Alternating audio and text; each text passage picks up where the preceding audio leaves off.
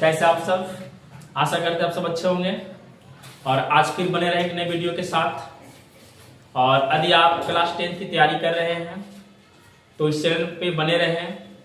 और क्योंकि इस चैनल के माध्यम से आपको NCERT मैथ का सॉल्यूशन दिया जाता है जो एग्जाम बोर्ड के लिए अति महत्वपूर्ण माना गया है।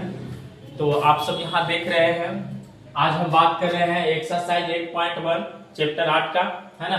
तो ध्यान दीजिएगा, क्वेश्चन यहाँ क्या कर रहा है, आकृति 8.13 में कर रहा है tan p minus cot r का मान ज्ञात कीजिए, है ना। तो बाबू यहाँ ध्यान से देख सकते हैं आप सब, यहाँ पर कर रहा है एक, यहाँ पे त्रिभुज है ना, संपूर्ण त्रिभुज है।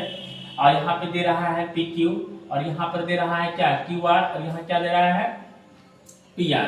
तो यहाँ पर आप देख सकते हैं जो जो दे दिया उसको लिख दो बाबू। यहाँ पर PQ यहाँ पर दिया गया है 12 सेंटीमीटर और यहाँ पर आप देख सकते हैं कि PR जो है 13 सेंटीमीटर का दिया गया है। और यहाँ पर QR जो आप देख रहे हैं वो QR जो है यहाँ पर नहीं दिया गया है, ठीक है। आप सब ध्यान दीजिएगा, यहाँ पर देख लो। और यहाँ पर एक क्वेश्चन था, ध्यान से देखिएगा आप लोग। देखिए यहाँ पर क्वेश्चन क्या कर रहा है, यहाँ पे देखिए ध्यान से देखिएगा आप सब। क्वेश्चन यहाँ क्या कर रहा है, क्वेश्चन कर रहा है आकृति 8.13 में tan p minus cot r का मान ज्ञात कीजिए, है ना। यहाँ पर देखिए दिया गया है बाबू, PQ को दिया गया है और QR दिया गया है और यहाँ पर जो है ना PR दिया गया है, QR नहीं दिया गया है, ठीक है।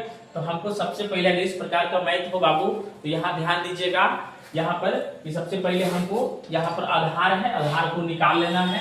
इसके लिए हम क्या करेंगे, QR का फॉर्मूला लिखेंगे। QR बराबर हो जाता है अंडर रूट होता है, क्या होता है कर्न का स्क्वायर यानी कि PR का स्क्वायर और माइनस क्या हो जाएगा PQ का स्क्वायर, ठीक है। देख रहे हैं सब बच्चे।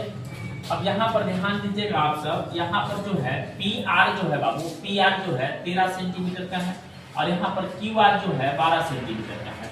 अब यहाँ पर आप सब देख सकते हैं ये जो है स्क्वायर है, तो अगर हम 13 का स्क्वायर करेंगे तो 169 होगा, माइनस 12 कितना होगा 144 हो जाएगा, है ना। सभी को दिख रहा है। अब यहाँ पर क्या करना है बाबू, यहाँ माइनस कर लेना है। तो माइनस करेंगे यहाँ पर तो हमको क्या मिल जाएगा, यहाँ पे इसको इस माइनस करेंगे तो क्या मिलेगा 25 यानी 25 मिलेगा, है ना। अब बाबू 25 मिलेगा। यहाँ पर हम देख रहे हैं कि 25 का वर्गमूल जो होता है वो 5 होता है ना। इसका मतलब है कि QR बराबर जो हो गया 5 सेंटीमीटर का हो गया, ठीक है। सभी बच्चे ध्यान दे रहे हैं।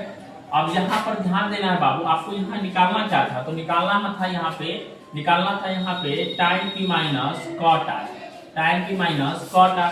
तो यहाँ पर एक फॉर्मूला होता है, tan p का जो फॉर्मूला होता है वो होता है बाबू लंब बटा में आधार, ठीक है। लंब बटा में आधार और माइनस कॉट का इसी का उल्टा कर देंगे तो आधार बटा में होता है लंब, आधार बटा में होता है लंब, ठीक है।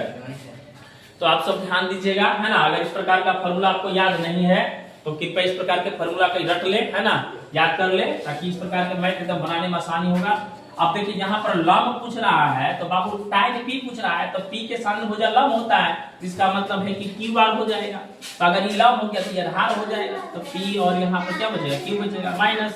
अब ये आधार पूछ रहा है बाबू, ये देखिए यहाँ पर तो R पूछ रहा है तो R इसके सामने का भुजा लंब होता है ना, इसके सामने भुजा लंब हो जाएगा तो ई क्या हो जाएगा आधार हो जाएगा। तो यहाँ पर क्या हो जाएगा QR और बटा लंब क्या हो जाएगा PQ हो जाएगा। अब देखिए दोनों का मान पुट कर देंगे, ठीक है। मान पुट करना क्या है, QR पूछ रहा है तो QR का मान कितना हो जाएगा, यहाँ पर सॉरी QR का मान कितना लाए थे 5 लाए थे, इसका मान है ना 5 लाए थे। तो QR का मान कितना हो जाएगा 5 बटा यहाँ पे 12 हो जाएगा, जबकि P और Q का मान 12 है। और फिर यहाँ पर माइनस कर लेंगे। अब यहाँ पर क्या ध्यान देना है, QR का जो मान है 5 है और बटा यहाँ क्या हो जाएगा 12 हो जाएगा।